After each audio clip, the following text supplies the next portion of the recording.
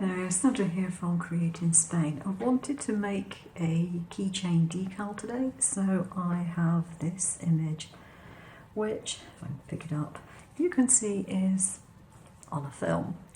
Now, you can also see it's a little bit blotchy. This is because I didn't treat it as well as I should with heat, and it's not all transparent, but because I'm going to put a white background on it anyway, that's not really going to bother me.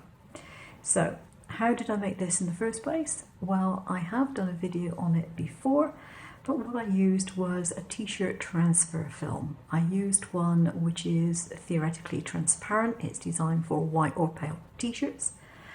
You put your print onto the paper as you would normally. You cover the printed image with a piece of baking paper, turn it over, iron it from the reverse side, as if you were ironing it onto a t-shirt. Flip it over. When it's cooled down, you can peel away the baking paper and the image will still be on the backing paper, but it's plasticized. It means that you can cut a piece off and you can peel off this plastic layer from the backing paper and use it as you require. It's not particularly fragile, you can handle it quite easily. You can also kiss cut it with a Brother Scan and Cut to get it into exactly the shape size that you want it, if you want to do that. Using the half cut function on the machine works really well. I have a blank here, maybe a little bit rough around the edges because when I cut it on my CNC, I accidentally didn't cut it quite deep enough. What I'm going to do is to put this onto the back of my acrylic. So there we are, that's my back. So I need to put this onto here. And how I'm going to do that is with a UV gel. Now I've put some Crafty UV gel in this nail polish bottle simply because it gives me a brush to use. That just makes it convenient. So you want to put a reasonable covering. You can use a cocktail stick to hold it down if you need to. A reasonable covering all over the back. Pay particular attention to the edges. Rather like buttering toast, if you do the edges properly, the inside will look after itself, as my grandmother used to say. It's not quite accurate, but it's close enough. So you want to make sure that it's all covered, you haven't got any gaps on top of there. And try and make sure you don't have bubbles in it. So you can pick it up like that, and you can turn it over and see it from the correct side. You can position it as you wish. Now I'm not bothered if this is showing little white bits because I'm going to back it with a piece of white vinyl anyway. So what I need to do now is to cure it under my UV lamp.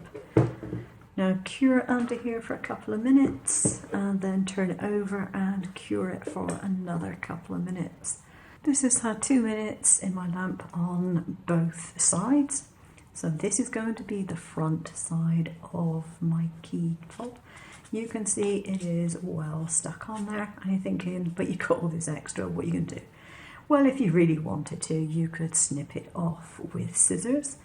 You can also quite easily just pull it over the edge, and as long as you've got enough to grip, most of the excess is going to come off. So you've still got a little bit to get rid of, but not very much. And a normal emery board will get rid of the rest. I've got one that I keep in my craft room for doing all sorts of things. You can also use this stuff to make nail decals, and if you're doing that, this is how you get rid of any excess on the free edge. I will link a video at the end of this one to a video that I did recently which shows you how to do a personalised nail decal made precisely the right size. There's my image on the back of my keychain, which is really good. I have designed an interior offset to go on the back of this, and I have put the offset around the hole as well. So I'll just make sure this hasn't got any dust on it. There we go, that'll do. And place this as well as I can over the back. That will give it quite a lot of protection. I did an interior offset around the edge simply because I think it looks nicer that way, to have that slight difference on the edge itself, but you can see that's a pretty nice image. Now when it comes to the front of it, it's up to you. If you want to dome it, you can dome it with a UV gel, because this sort of stuff does tend to get scratched fairly easily. I tend to put a little bit of glue tack, or in this case plasticine, on the top of a small container,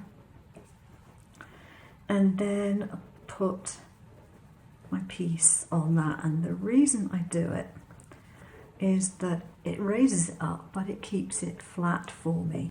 Dust on the top, and to get rid of any oils that I've got on there by putting my fingers over it. I tend to draw a bead around the outer edge. I'm not worried about it going over the hole particularly, because I know that I can sort that out at a later time. I can just drill the hole. Now I'm going to do this off camera because my head really does need to be directly above it. I've got it domed as well as I can, I think. So then just place the lamp over the top and give it about 6 minutes. Now this may vary according to the lamp you have and the gel, but I found that this particular gel with this particular lamp, when it's reasonably thick, it needs quite a long time to set. So here's my cured piece with the resin on the top and the vinyl on the back. Now if you really don't want to use a resin on it, then what I suggest you do is get yourself a really heavy duty clear vinyl that you can cut to size and apply that to the front instead. If you have a problem with the hole having filled out with gel, use a nail drill or something like that to just go through it.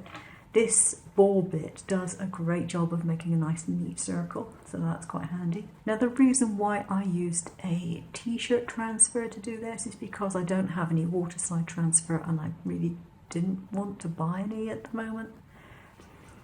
And a water slide transfer isn't quite as convenient. The reason why? You have to spray it with varnish. Now, as it happens today, I'm in southern Spain and it's wet and it's horrible. Not a great day for going outside and using a varnish in a spray can.